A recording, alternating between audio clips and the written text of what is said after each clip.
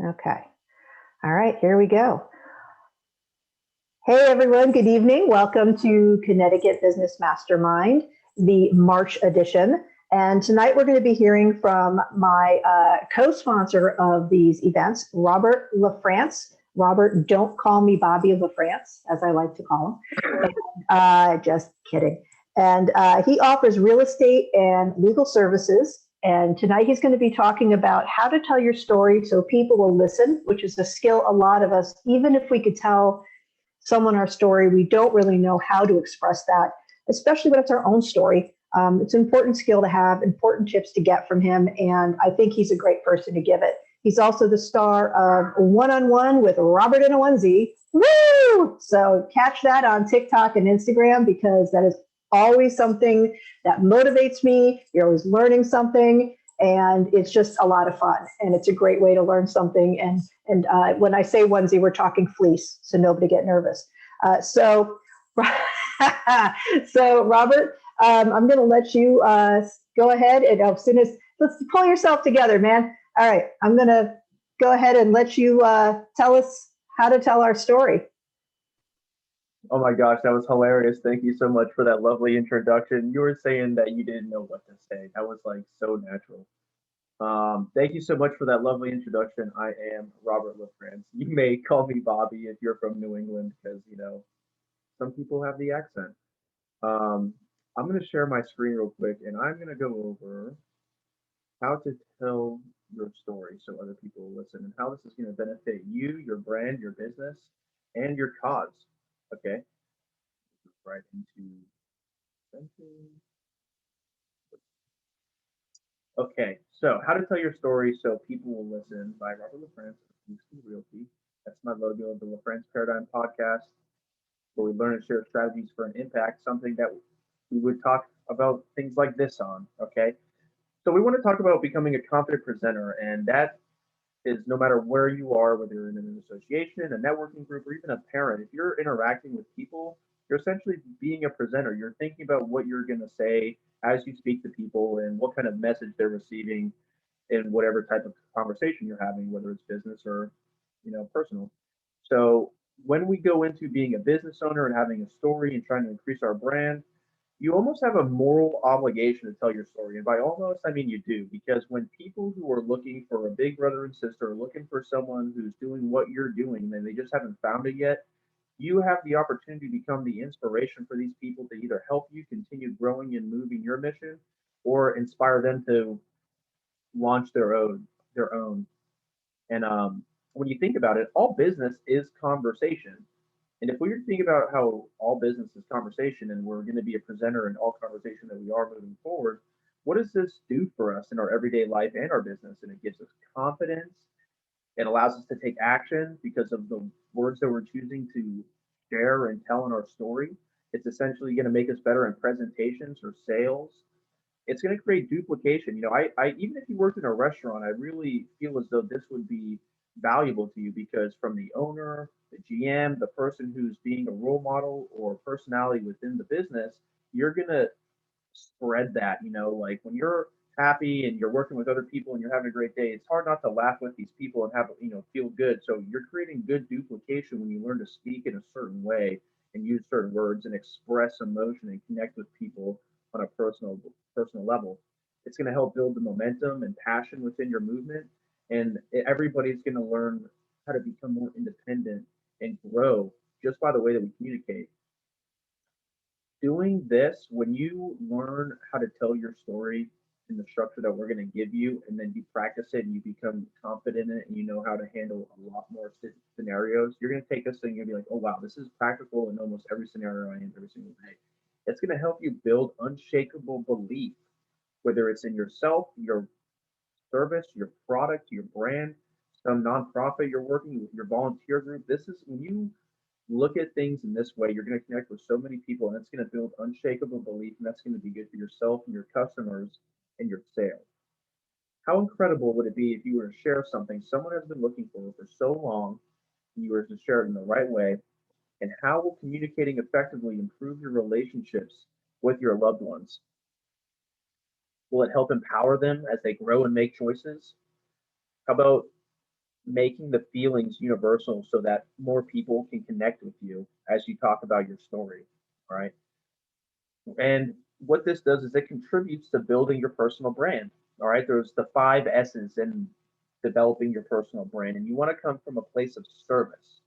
Coming from a place of service takes the intention off of what is this person doing this for? What is this guy really trying to get out of from talking to me? I haven't heard this guy in a really long time. So when you're coming from a place of service, trying to help people, it really lifts that weight and maybe that commission breath that you have if you're really trying to hustle for some commissions or whatever you're trying to do. You're really trying to grow your brand and spread awareness. When you're coming from a place of service and letting people know, like, hey, we're a resource that we help people, it makes it easier. There's not as less pressure, or there's less pressure. There's not as much pressure on you. When you stand for something, when you're coming from a place of service and standing for something, you're going to believe in that something. It's going to take you beyond your product or service. You're going to be able to connect with more people. You're going to create more content, okay? Especially in today's virtual world, content is king, and it's going to make you a better presenter in your communications. And you're going to be able to apply this in a lot of different skill sets as you build upon them.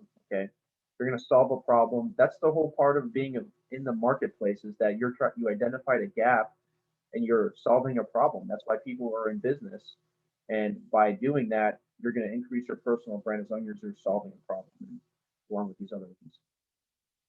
Knowing how to share your story is going to allow you to show up very powerfully. I've taken a lot of time and practice. When I was teaching submarine escape when I was in the Navy, they used to make you teach to an empty classroom and teach the curriculum until you got it down. And I remember when I first started presenting. Now, obviously, you don't have to be a stage or a classroom presenter to use these skills. Like, these are applicable in your everyday conversations. But when I was teaching in front of an empty classroom, I felt really awkward. I was like, wow, this is weird. I'm talking to nobody, but it got me to practice saying the things out loud, getting to know the curriculum. And then when there was a class there, I had already had all this muscle memory and this flow down.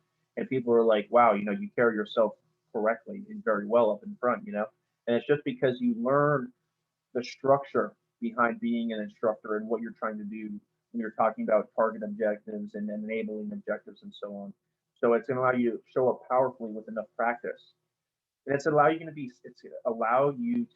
seen. Okay, when you're in business, you need eyeballs or ears on you. Okay, and all of these things are going to help you increase your personal brand, allow you to be seen.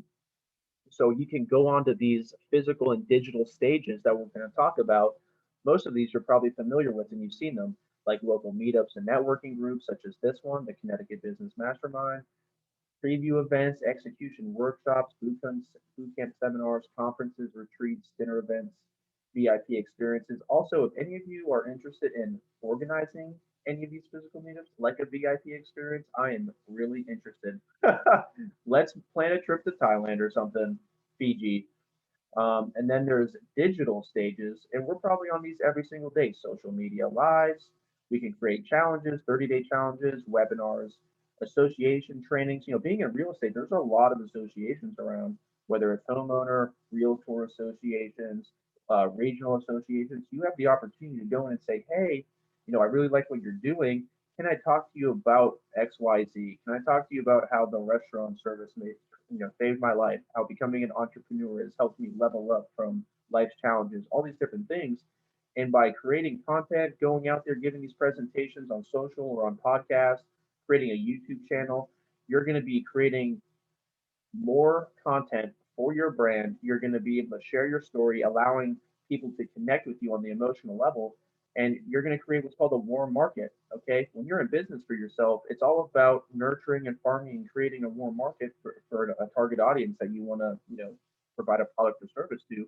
And staying with them and up to date and connected is what's going to help your business continue to thrive over the long term. So having stages like this where people get to tune in, get to know what you're doing, get to see how you're growing and how your causes are changing as you continue on your path of entrepreneurship in this life.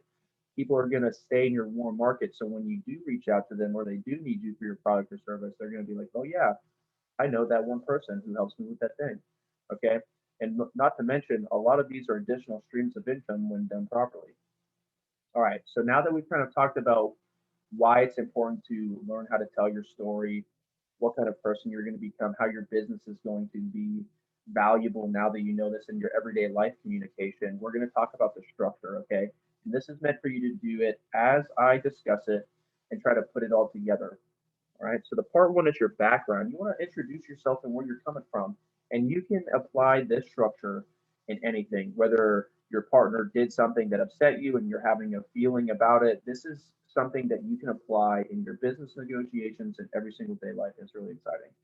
So you want to introduce your background and yourself and your background, like I said, where you're coming from. This is the place you started, and you want to build the emotional connection with your audience.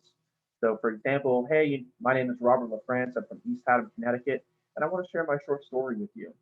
My background is in real estate, and I love real estate. I love how I can help people find some beautiful homes. I actually got into real estate after getting out of the Navy for the freedom and flexibility, helping people into some of the most beautiful houses I've ever seen, and being my own business owner, making great commissions. So like that's just an example. You can say, hey, honey, like remember earlier when we were in the grocery store and I said I really wanted hot dogs, but you were like, nah, you can't eat hot dogs. That really made me feel like I'm not really in control. So like, whatever. You can apply this in any part. It's actually really funny. The next step is the pain points. Okay, you want to talk about, you want to use emotional words. You want to make the person feel. You don't want to just say what happened, like, oh, I didn't win. You want to say, oh, I felt trapped. You want to create and open this emotional circuit that you can connect with your audience and close at the end of the story. So you want to emphasize the words and speak slowly when you use these words. So, for example, everybody knows that real estate can be a demanding career. Okay, so you know my background's in real estate. And I noticed that after a while, I was getting exhausted from working like 80 hours a week. I needed to put that in for my marketing, my business, finding new clients, and working all these hours. Like, even though real estate gave me a free and flexible schedule, I actually started really missing out on time with my family because it always took me out to work after school and on the weekends, and I wasn't with my family much. And I got into this whole career so I could have this abundance life, this life of wealth, and still be there with my family and enjoy it with my family. But it seemed like it was really taking me away from my family, and that's really important to me because I felt trapped in my business, in my career, having to stay local and limit, vacation time or what I wanted to do. Now, how did that make you feel? Like me just explaining that, can you relate to anything that I just said there about maybe overworking, fear of missing out, and trapped in my career? Like when you learn the words and how to say the words that you can connect with more of a universal audience, that's going to help you tremendously. Okay. And then as you niche down to a specific group that you might be giving a talk to, let's say, you really like kayaking, and you're going to really niche down to how kayaking saved your life. Not everybody is going to relate to how, to kayaking, not everybody's outdoors, but you're going to be able to apply this and become more specific with your target audience while using universal language that everybody can relate with and from in certain scenarios. In every scenario, this is ninja stuff. Like, this is ninja stuff. Like, when you learn this, it's like ethical persuasion almost. It is ethical, almost persuasion. You're really just creating that connection with your audience the right way. And the part three is the solution. So you go over your background, your pain points. I like to stick to three. And then you found something. This is where you introduce your product or service, or the calling that you had to start your product or service, in a way that isn't salesy but very helpful. Because remember, we're coming from a place of service. Okay. So try not to name the brands or the tools or to give away what this system or this solution that you've discovered to the audience, so they'll take action and set an appointment with you.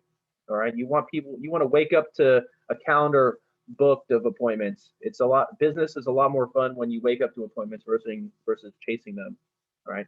So you're like, oh, hey everybody, my name is Robert LaFrance. I'm from East Haddam. I got a background in real estate and I love what I do in real estate.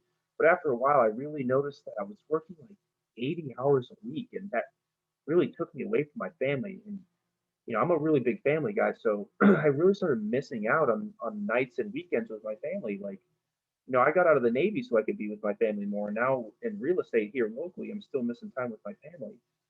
So that really was starting to get to me. But I found this system.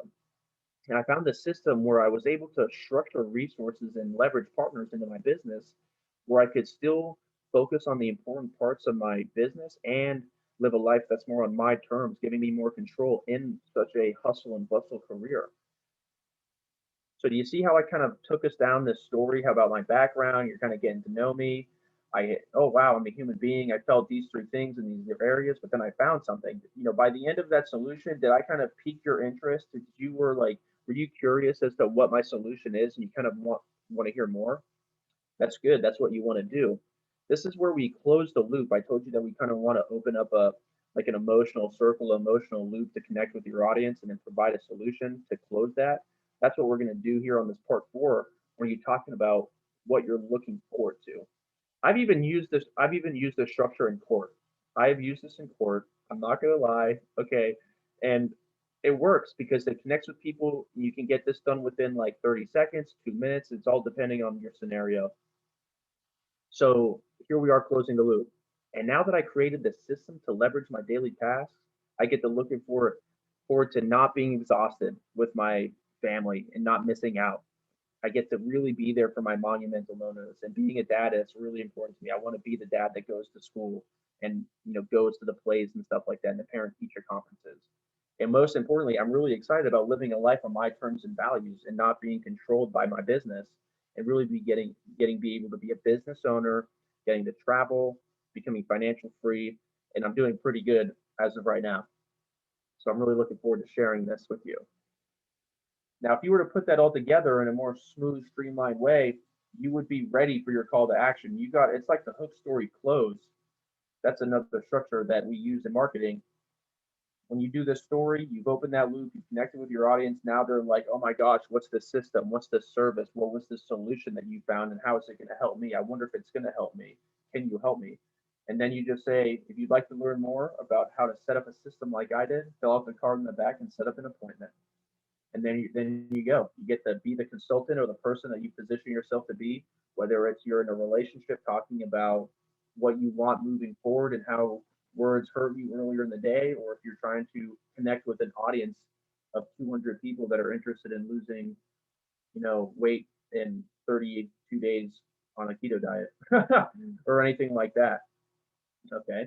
And so I know I made that look really easy, but it's going to take practice for you to like pull this out and get the words right and really feel it. You'll know if you're like too specific or you have like a one in a million story. You really want to connect with more people. You are unique. You do have a special story, but in this stage of being a presenter and sharing your story so that other people will listen, you really want to focus on choosing your words correctly because you do have such a short window, and you don't want to be giving the people the detailed 300-page version when you got the 3-page ready to go. The ways to practice this is telling your story 100 times in the next 30 days. Really, if you do, if you practice going live on social media every single day for 30 days, that's a good start too. That's going to help you with your content. That's going to help you come from a place of service. It's going to help add to your brand where people are going to connect with you, seeing you grow and practice from your 100 repetitions. When I was doing lives every single day for 30 days, people are like, wow, like I can't do that. Like that's intimidating. I don't talk well, blah, blah, blah. And then towards the end of that, they're like, wow, you do that really well. What do you think I should do? And all it is really specific, intentional practice. You can either freestyle it and go for it, or you can write it down and practice it and really look for those emotional, connecting, universal words that you're talking about. You can create a signature talk. Okay, that's when that's almost like a TED talk, technical education development talk, where you're the guy on the stage being a motivational speaker, sharing your story, and this is a way to generate more sales from like a let's say like you get like spin-off sales from this because you can go in and talk about how podcasts are beneficial for your business, and then 500 people want to talk to you more about how your podcast help your business, and then you might be able to you know sell your service or product to the people who are interested. So it's a great way to expand your market, connect with more people, and even increase sales. And you actually learn more by being a teacher than being a student. So when you kind of put yourself in these positions out in the open, doing a signature talk, people are going to connect with you. Be like, oh my gosh, yeah, when I was in this scenario, I felt this way too. And you're like, wow, I didn't ever even look at it from that way. So you get to connect with more people, and then you can, being a master presenter, becoming a world class presenter, you can learn from these people that you're talking to, your students or whatever, these people that you're connecting with. You're going to be able to learn and use their stories for future instances, because facts tell but stories sell. We've probably all heard that before, and especially when you're in parenting, everything needs to be a story. So when you're able to learn from all these different people by sharing your story and learn their interpretations and their experiences, you're going to be able to connect with other people like, oh wow, I really got to introduce you to this guy Steve, because this guy Steve was going through the same thing, and he really done this solve this problem by using the system. I can't remember if he said the system, but I'll connect you with them. And then boom, you got people who are helping you, promoting your business, who know you, who are connected with you, and then you're just going to learn so much more. And then when you communicate powerfully, you're going to be seen more. Okay. So all of these things are just going to help you become a world-class presenter. It's going to increase your brand, give you more content, more business. You're going to communicate so much better in so many different ways. And I really hope you take this 4-step process and creating your story, where it's a background, your pain points, what you're looking forward to, or the solution, and then what you're looking forward to. You're really going to improve your communication, your brand. Thank you so much. Thank you so much, Robert. Well, I'm in New England. I get to call you Bobby. Thank you so much, Robert. That was really well put, really well explained, and I think that I know I'm taking away a lot. I have a couple of questions for you before we wrap up here. When you talk about closing the loop and connecting with someone,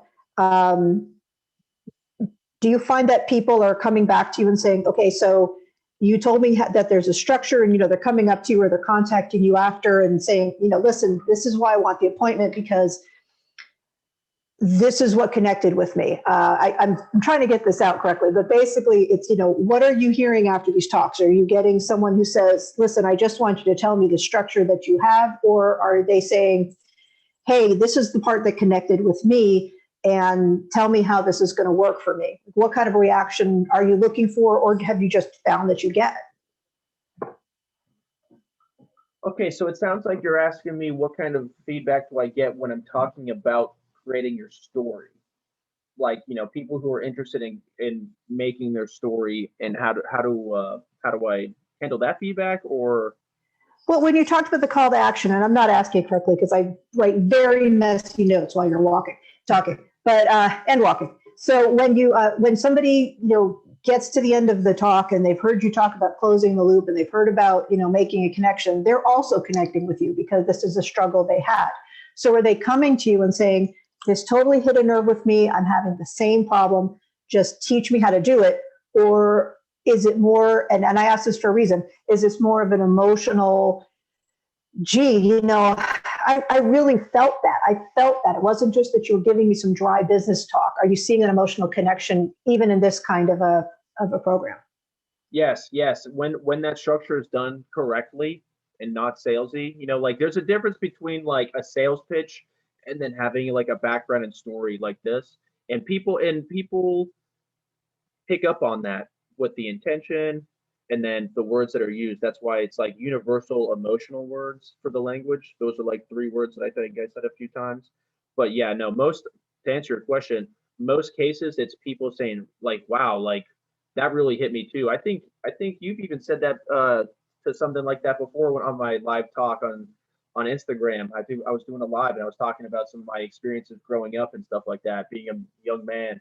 And I think people really resonate when you're vulnerable and you use some experiences to connect with them. And that's how you got to this point. And most of my experiences have been, wow, like, how did you do it? What can I do? And that really connected with me. Yeah, it is important. And I don't want to say, hit them in the feels, but it's true. But you do it genuinely. You do it, authentically is really a word thrown around quite a bit now.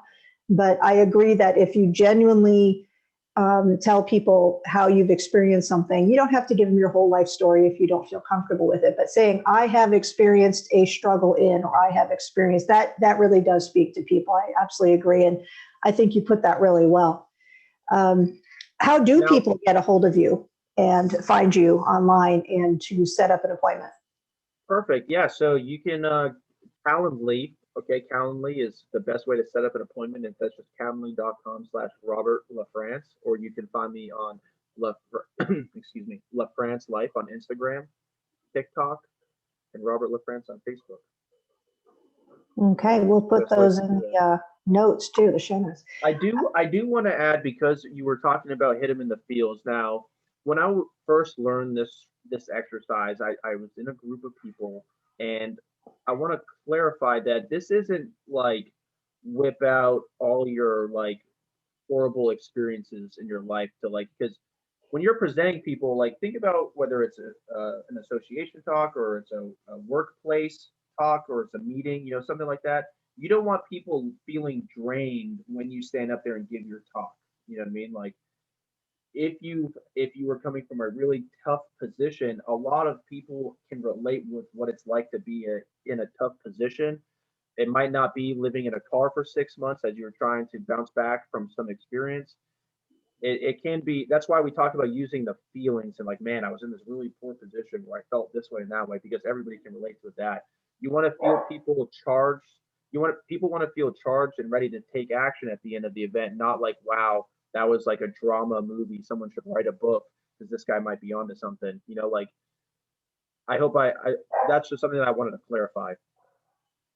And I think that's a good point because everyone looks at this differently. And I think that once you start writing something down like this, you may want to share a lot because some of us have gone through very hard things. We don't necessarily share it in business.